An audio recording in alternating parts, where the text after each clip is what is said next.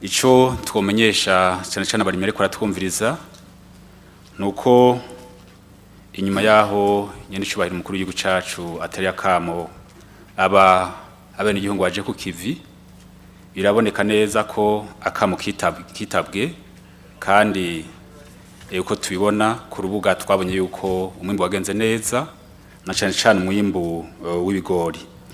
Iki rero twovuga ko ari ikintu ciza cyane, ari impinduka nziza ku barimyi, kandi tukabona n'akadeho keza abarimyi kubera bitabira ako kamo kanyacubahiro umukuru w'igihugu cacu. Muti none ko hari ibibazo bijanye n'abarimyi bari bashoye umwimbu mugabo n'ubu bakaba batarashobora kuronswa amahera yabo, insiguro twotanga nuko dufatiye kuri ivyo mpejeje kuvuga yuko umwimbu waduze, uburyo bwari bwatekanije mu mwaka w'ibihumbi 2023 ushira mu mwaka w'ibihumbi 2024 bwabaye buke, bivuye yuko abarimyi nabo baciye baja kwindi ntambwe, baja kurundi rugero, barakora birashimwa, aho twari twiteze ko umwimbu uzohura n'uburyo bwari bwatekanijwe, ariko dusanga uwo mwimbu wabaye mwinshi cyane. Nico gituma rero hagiye hibonekeza utubazo hirya no hino, ariko rero nkavuga nti utwo tubazo turi mu myitwarariko ya leta ikirakora bishoboka byose kugira ngo abo barimyi bashobore gutunganirizwa neza, no kugira ngo leta ibandanye batera intege. Hanyuma ikindi mwavuze ibijanye n'abafise ngo dupapuro turesi, iki naco nyine turakizi, turiko turakora ibishoboka byose kugira ngo naho nyene umuti ushobore kuboneka. Mbere nkahumuriza abarimyi ndababwira yuko muri leta naho bitari vyategekanijwe, uravye ubwo bwiyongere bw'umwimbu wabonetse, uburyo bugiye gushikirizwa abo barimyi kuva mu ntango z'indwi iza. Rero tugahumuriza abarimyi ko iki kibazo ari kibazo kiri mu myitwariko ya leta. Twabajije kandi ikijanye n'ibikwa ry'uwo mwimbu.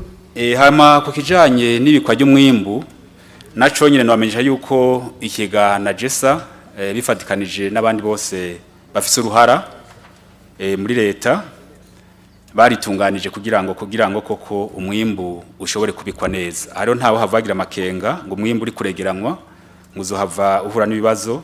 Twize neza yuko umwimbu uzobikwa neza kugira ngo ushobore kugira icyo ufashije cyane cyane ku gihugu no ku bene gihugu. Hanyuma ikindi naco twagomba gushikiriza nakagona twagiye tubona hamwe aho usanga havugwa abadandaza bavuga bati reka tweganye umwimbu, hanyuma uwo mwimbu tuwubike hama tuzoce tuwushora muri ANAGESSA. Twagira rero dukebure cyane cyane abadandaza yuko iyo ngendo yuko begeranye umwimbu gasanga bariko baraha amahera make abarimyi adahuye n'igiciro leta yashinze ku ivyo bintu, bo bihagarika. Abadandaza bavuga bati tugomba kugura ibigori, bubahirize igiciro cashinzwe na leta, abatabishoboye nabo bace bavamwo. Rero nkaca mbona n'akajyo kandi ko kumenyesha abarimyi ko nabonyene bohagabira kugira ngo ntihave haba abadandaza bahenda kugira ngo bahave bagurira ku giciro kitashinzwe na leta.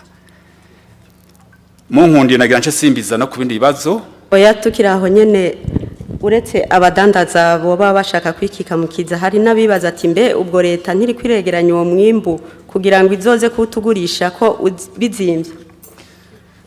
Icyo twamenyesha uwo mwimbu uri kuregeranywa uzosubira guhabwa abene gihugu, mugabo uwo mwimbu zobara ku giciro kigereranije.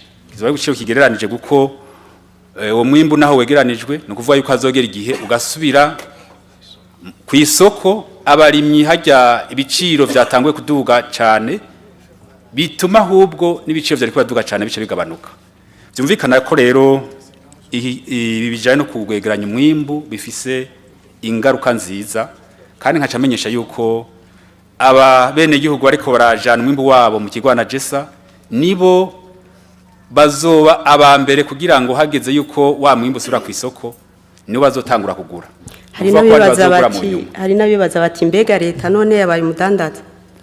Leta sumudandaza, leta irafasha kugira ngo umwimbu ushobore kwegeranywa neza, ubikwe neza, hanyuma uzosubire ku isoko, usubire mu bene gihugu bashobore kuronka uwo mwimbu ku giciro kimeze neza.